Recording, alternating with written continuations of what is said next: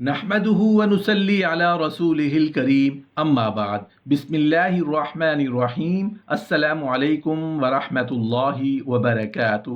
تم نے دعا مانگنے میں بہت جلدی کی ہے، نبی کریم صلی اللہ علیہ وسلم کا فرمان۔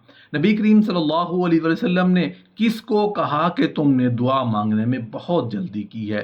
دعا مانگنے کا کیا طریقہ ہے جس سے دعا جلدی قبول ہو جائے؟ تم نے دعا مانگنے میں بہت جلدی کی ہے کہ مکمل تفصیل جاننے کے لیے ویڈیو کو آخر تک ضرور دیکھیے گا۔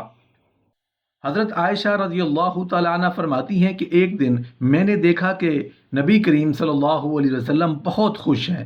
میں نے عرض کیا یا رسول اللہ، میرے لیے اللہ سے دعا فرما دیں۔ نبی کریم صلی اللہ علیہ وسلم نے یہ دعا فرمائی، اے اللہ، عائشہ کے اگلے پچھلے تمام گناہ معاف فرما، اور جو اس نے چھپ کر کیے اور علل اعلان کیے وہ بھی معاف فرما۔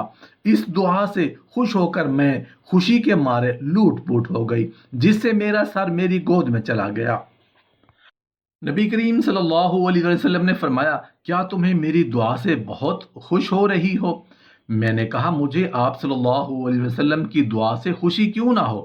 آپ صلی اللہ علیہ وسلم نے فرمایا، اللہ کی قسم، یہ دعا تو میں اپنی امت کے لیے ہر نماز میں مانگتا ہوں۔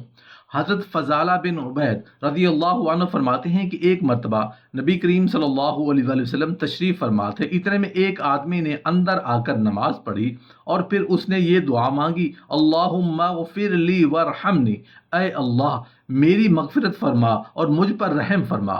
نبی کریم صلی اللہ علیہ وسلم نے فرمایا، اے نمازی، تم نے دعا مانگنے میں جلدی کی ہے۔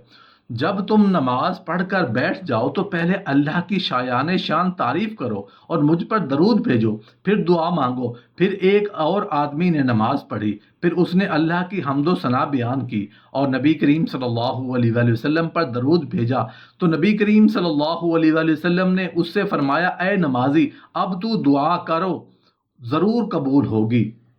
حضرت عبداللہ بن مسعود رضی اللہ عنہ نے فرمایا، جب تم میں سے کوئی اللہ سے مانگنا چاہے تو اسے چاہیے کہ اللہ تعالیٰ کی شایان شان حمد و ثنا سے ابتدا کرے، پھر نبی کریم صلی اللہ علیہ وسلم پر درود پڑھے، پھر اللہ سے مانگے، تو اس طرح مقصد میں کامیابی کی زیادہ امید ہے۔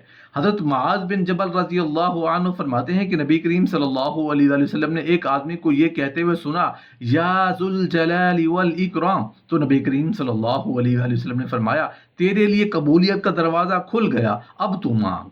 حضرت انس بن مالک رضی اللہ تعالیٰ عنہ فرماتے ہیں کہ نبی کریم صلی اللہ علیہ وسلم کا حضرت ابو عیاش زید بن صامت زرقی رضی اللہ عنہ کے پاس سے گزر ہوا۔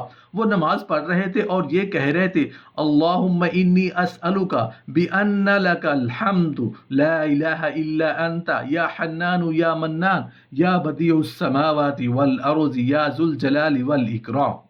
تو نبی کریم صلی اللہ علیہ وسلم نے فرمایا، تم نے اللہ سے اس کے اسم اعظم کے وسیلہ سے مانگا ہے کہ جب اس کے ذریعے سے دعا کی جائے تو اللہ ضرور قبول فرماتے ہیں، اور جب اس کے وسیلہ سے اس سے مانگا جائے تو ضرور عطا فرماتے ہیں۔ ایک روایت میں یہ الفاظ بھی ہیں، یا حیو یا قیوم، اے سدا زندہ رہنے والے، اے سب کو قائم رکھنے والے۔ حاکم کی روایت میں اس کے بعد یہ الفاظ بھی ہیں، اسألک الجنہ واعوذ بک من النار، میں تجھ سے جنت مانگتا ہوں اور آگ سے تیری پناہ چاہتا ہوں۔